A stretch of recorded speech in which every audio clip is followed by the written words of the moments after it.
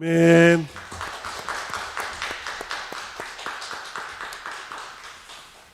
귀한 찬양 감사드립니다.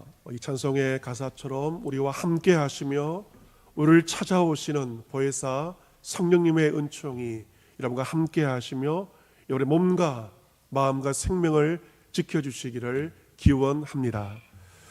오늘은 본교단 총회가 제정한 코로나19 대처와 치유를 위한 금식 기도주를 지키면서 오늘 성경 본문을 가지고 전 교회가 함께 말씀을 붙들고 기도하며 하나님께 나아가고 있습니다.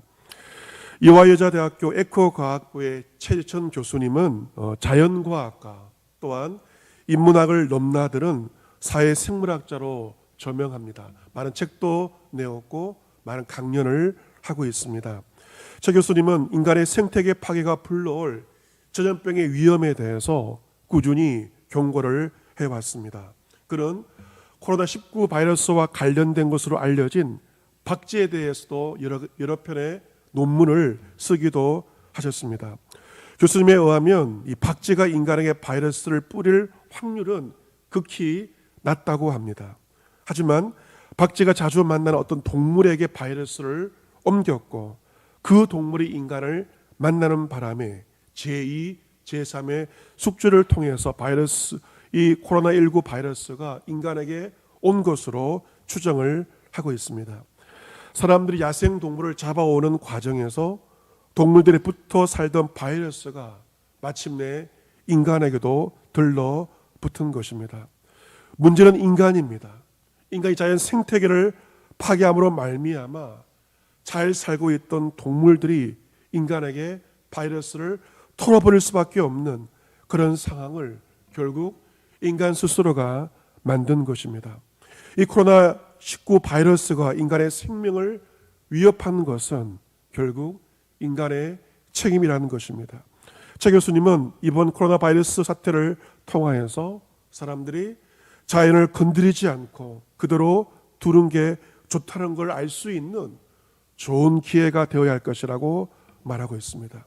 이 코로나 바이러스는 인간들 때문에 극심한 고통에 빠져 있고 신음하는 이 땅의 피조물들이 하나님의 자녀들이 보내고 있는 SOS 신호라고, 구조 신호라고 말할 수 있습니다. 오늘 읽은 성경본문 로마서 8장 22절에도 피조물이 다 이제까지 함께 탄식하며 함께 고통을 겪고 있다고 기록되어 있습니다. 우리는 지금 지구상의 생태계가 탄식하며 고통을 겪고 있으면서 신음하는 신음소리를 우리는 들을 수 있어야 합니다. 여러분께서 마스크를 쓰고 하루 종일 일하면서 얼마나 답답하십니까? 하지만 인간만 고통을 겪고 있는 것이 아니라 지금 전 생태계가 탄식하며 고통을 겪고 있습니다. 이번 코로나19 사태가 끝나도 어쩌면 더 심한 바이러스가 우리를 위협하고 더 심각한 사태가 올지도 모릅니다. 본문 23절에 그뿐 아니라 또한 우리 곧 성령의 처음 익은 열매를 받은 우리까지도 속으로 탄식하여 양자 될 것 곧 우리 몸의 성량을 기다린다라고 기록되어 있습니다. 이 피조물들의 탄식, 생태계의 탄식은 생태계의 탄식으로 끝나는 것이 아닙니다. 모든 생태계 인간과 연결되어 있습니다. 이처럼 피조물들이 신음하고 탄식하면 결국 만물의 영장이라고 하는 사람들도 인간도 성도들도 결국 탄식하게 되는 것입니다. 그런데 피조물과 사람들만 탄식하는 것이 아닙니다. 탄식하는 또 다른 이가 있습니다.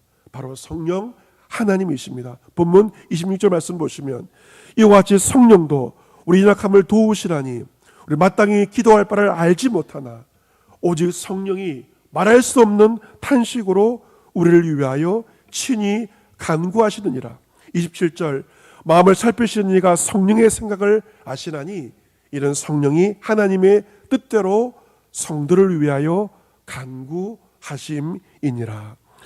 탄식하는 이 땅을 바라보시면서 함께 탄식하는 수많은 백성들을 바라보시면서 성령 하나님께서 말할 수 없는 탄식을 하고 있습니다.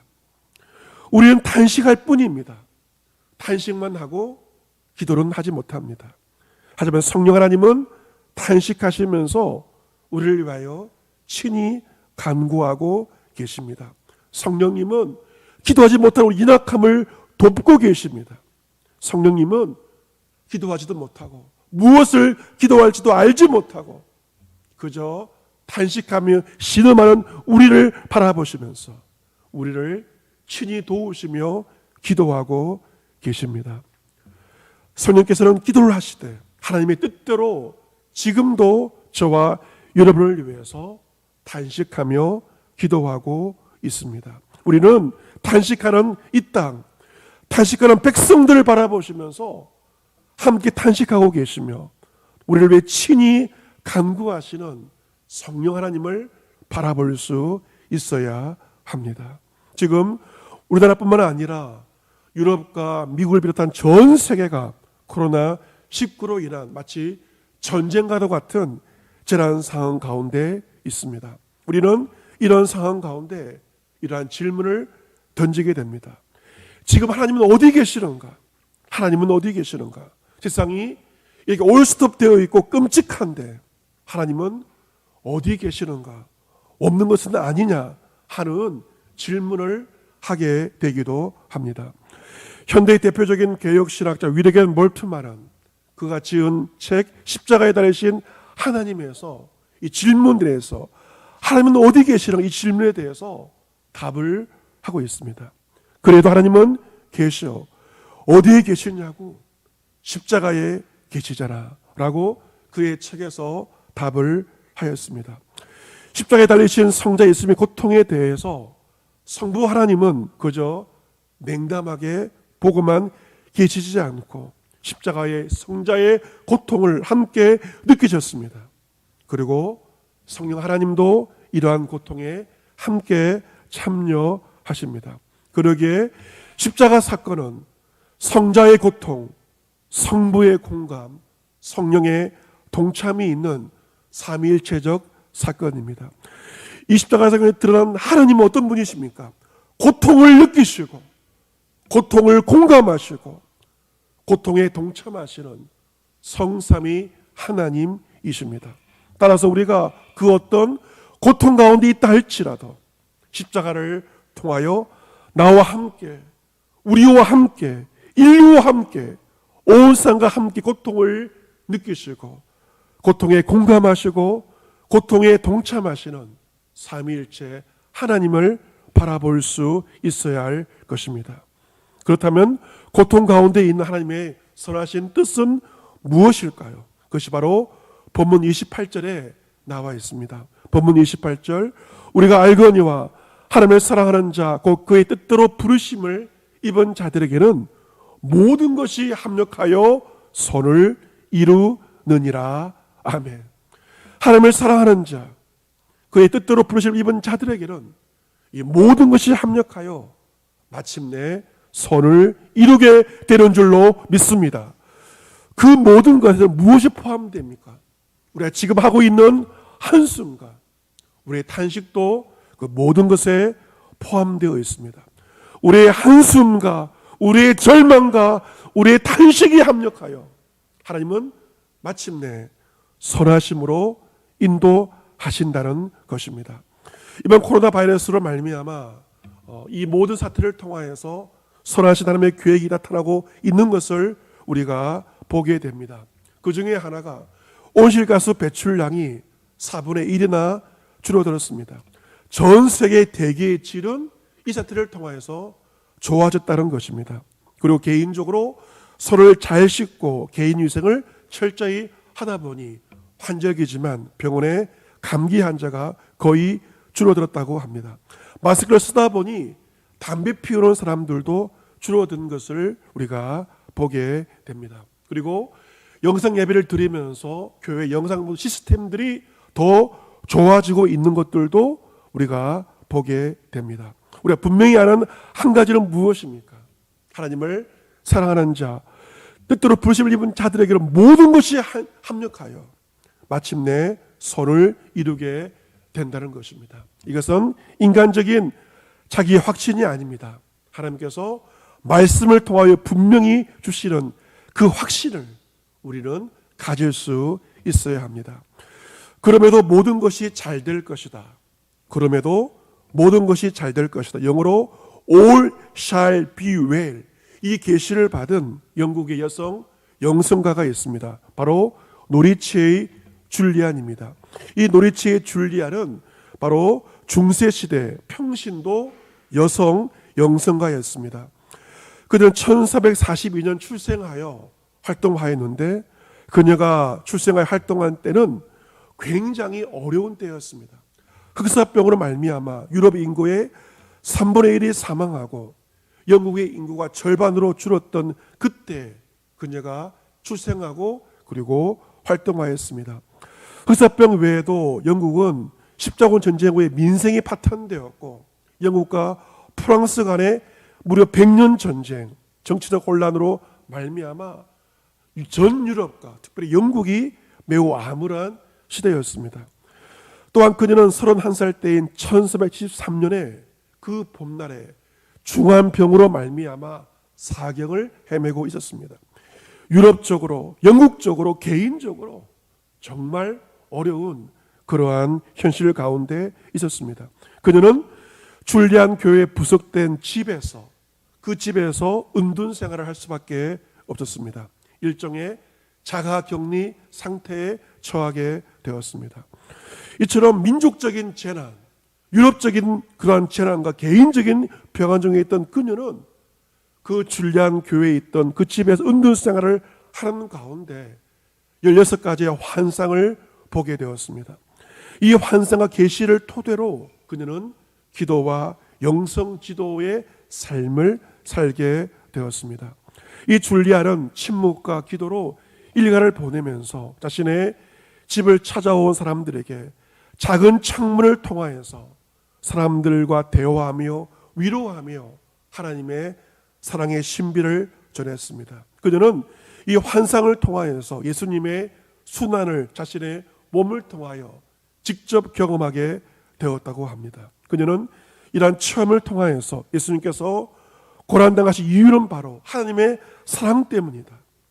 하나님의 사랑 때문에 인해서 죄와 고통에도 불구하고 결국 모든 것이 잘 될 것이다. 모든 것이 결국 잘 될 것이다. 만물의 회복에 대한 계시를 사람들에게 전하였습니다. 줄리안은 그녀가 살았던 절망과 두려움이 만연한 그 시대 가운데 오직 하나님의 사랑만이 희망의 미래를 가져올 것을 증거하며 선포하였던 것입니다. 지금도 마찬가지입니다.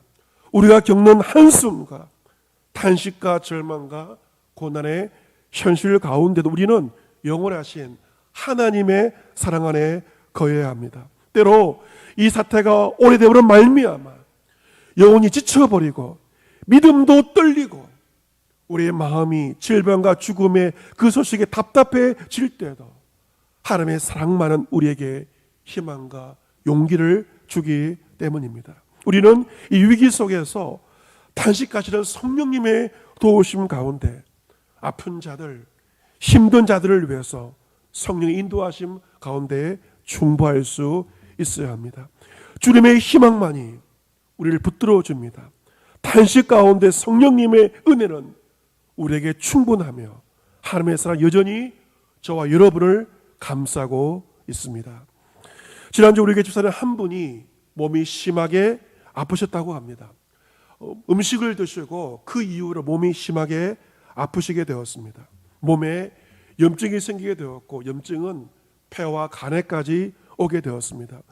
몸의 염증 때문에 고열이 심하게 되었습니다.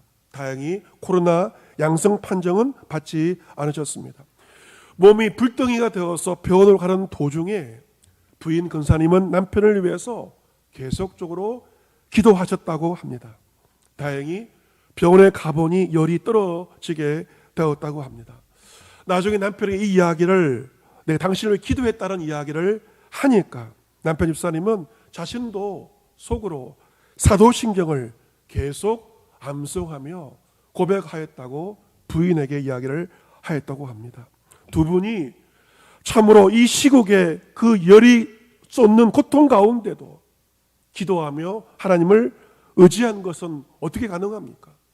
두 분 가운데 성령께서 함께 하셨고 기도할 수 있는 은혜를 주셨기에 두 분은 하나님을 의지하며 기도하게 되었습니다. 고통의 시간 가운데 성령의 도우심 가운데 우리 기도하며 하나님을 의지한다면 희망의 빛은 반드시 보이게 될 것입니다. 사랑하는 성도 여러분, 지금 전 세계가 탄식하고 있습니다. 피조물도 탄식하고 있고 전 생태계가 탄식하고 있고 그리고 인간들도 탄식하고 있습니다. 하지만 가장 탄식하는 분은 바로 성령 하나님이십니다. 말하자면 탄식으로 성령님은 이 땅을 위해 우리들을 위해서 지금 탄식하며 기도하고 있습니다. 우리는 탄식의 현실 가운데도 그 성령님의 도우심을 의지하여서 탄식 가운데도 기도의 자리로 나아가야 할 것입니다. 십자가에서 탄식하며 고난당하신 예수 그리스도 주님을 묵상하시기를 바랍니다. 지금도 고난을 겪고 있는 누군가를 바라보시면서 기도의 자리에서 중보의 기도를 올려드리시기를 바랍니다. 바울은 로마서 8장 18절에서 말합니다. 생각하건대 현재의 고난은 장차 우리에게 나타날 영광과 비교할 수 없다. 지금의 고난은 장차 임할 영광과 부활의 영광과 비교할 수 없음을 분명히 증거하고 있습니다.